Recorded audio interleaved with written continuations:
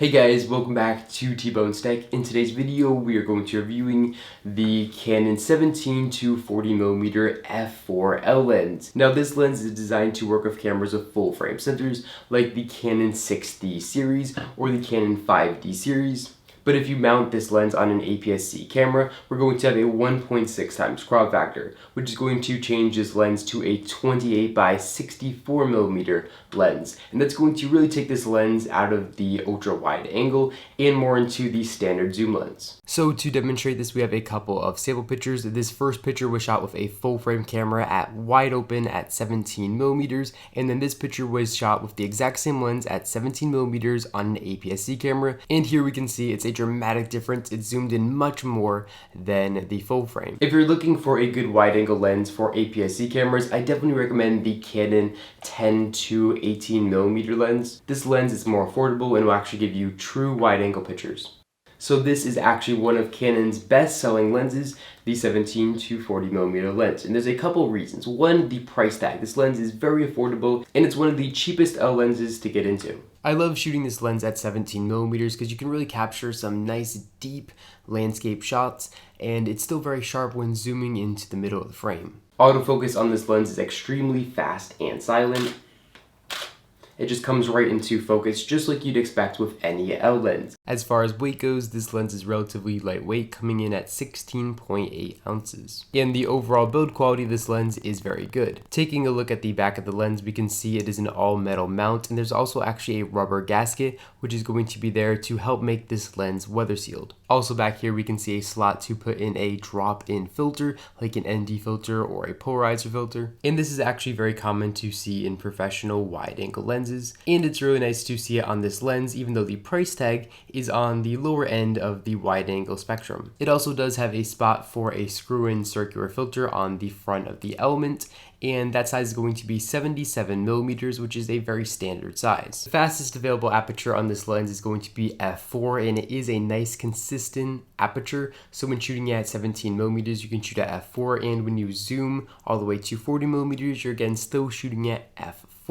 And then the slowest available aperture is going to be f22, which is nice and dark. The lens focuses internally. As you guys can see here, when zooming, the front element is going to move a little bit, but it's all going to be internal. It's not going to go past the circular filter. Manually focusing with this lens is very smooth and solid, and it also does feature a focus distance indicator, which is really nice. And just like every other L lens, it does feature full-time manual focus, so even when this lens is pushed forward to autofocus, you can still manually focus this lens without breaking it. Unfortunately, this lens doesn't have image stabilization built in, which is definitely not a must because it is a wide angle lens, and for photography, you're definitely not going to need image stabilization. But if you're planning on filming video with this lens, I would definitely steer you more towards the Canon 16 to 35mm f4 IS lens. It's going to cost you about $400 more, but that IS is definitely going to be worth it if you are shooting video. I think overall this is a fantastic wide angle zoom lens for full frame shooters. It's built like a tank, it's a relatively sharp lens, and the autofocusing is also very good. And for the price tag of around $600, and you can actually pick these up used for around $450 in very good shape,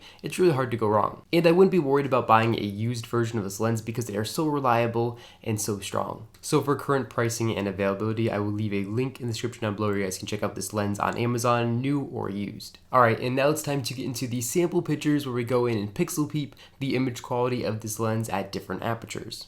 Alright, so this first picture was shot at 17mm, wide open at f4, and we focused here on the lighthouse as our subject. So zooming into the lighthouse, we can see that it is very sharp and very crisp, even though it is a wide angle lens. But then if we take a look at the corners here, we can see that it's really not too sharp here in the corners. Now, of course, like I said, the subject was the lighthouse, and I did shoot this at f4, so we have a very shallow depth of field. However, this was 17mm, so we're not going to have as shallow depth of field as we would if it was like a 200mm lens per se. But the reason I can say that the corners are very blurry here is because how sharp this rock is. So if we take a look and see how sharp sharp this rock is and this rock is, even at f4 with our focus being on the lighthouse. And then when we move over to the corners where this is no trespassing sign, we can see it is very blurry and doesn't look good at all. And that leads me to believe that the corners of this lens are definitely very dull. But of course that is at f4. If I stop down our aperture to f5.6 here, we can see that everything gets to be a little bit more sharp. So if we zoom into the center of the frame, we can see that the lighthouse is a little bit sharper here at f5.6.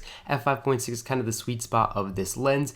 Now if we zoom out and move over to the no trespassing sign, we can see that it is a little bit sharper here, and again that the rock is still very sharp. So now let's stop down our aperture to f8, and here at f8 we can see we might have even a little bit better image quality and the picture might be a little bit sharper. And moving over to the edges, we can see that things get a little bit sharper in the entire frame and just seems to be overall a little better here at f8. So here we are at f8. Now let's stop down one more time to f16. And here at f16, I think the image quality is actually getting a little bit worse. I think this lens is sharpest at f5.6 to f8. So again, this is f8, and then stopping down to f5.6, this is what the picture looks like. And then stopping down to f5.6, this is what our picture looks like.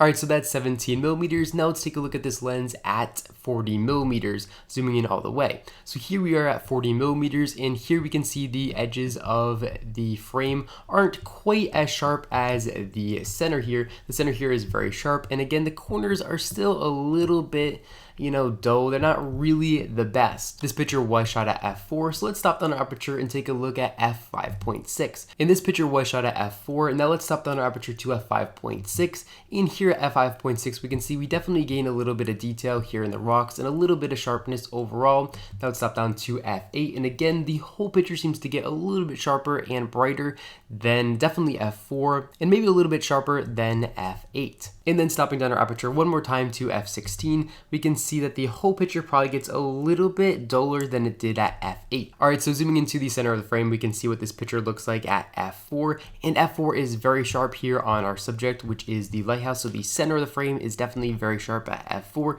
If we stop down our aperture from f4 to f5.6, I think we might gain a little bit of sharpness. It's really hard to tell. Let me zoom in even more. Right here you're seeing f5.6, and then here you're seeing f4. I think f5.6 is a little bit sharper than f4 once again. Now if we stop our aperture down one more stop to f8, here at f8 we can see it's a little bit sharper. Maybe it's really hard to tell whether it's sharper here at f8 or sharper here at f5.6. I think f8 might be a little bit sharper than f5.6. And then stopping down our aperture one more time to f16. Again, we can see the picture gets a little bit duller again, just like it did at 17 millimeters. So overall, this lens definitely has very decent image quality. The corners aren't going to be nearly as sharp as you'd expect with a standard lens, but most wide angle lenses seem to lose sharpness in the edges, and that's not really that big of a deal. But that's all I got for you guys in this video. If you enjoyed it, make sure to give me a big thumbs up down below, and of course, make sure to hit the subscribe button because you guys don't want to miss any new videos just like this one. Thank you all so much for watching, and I'll catch you all in the next one.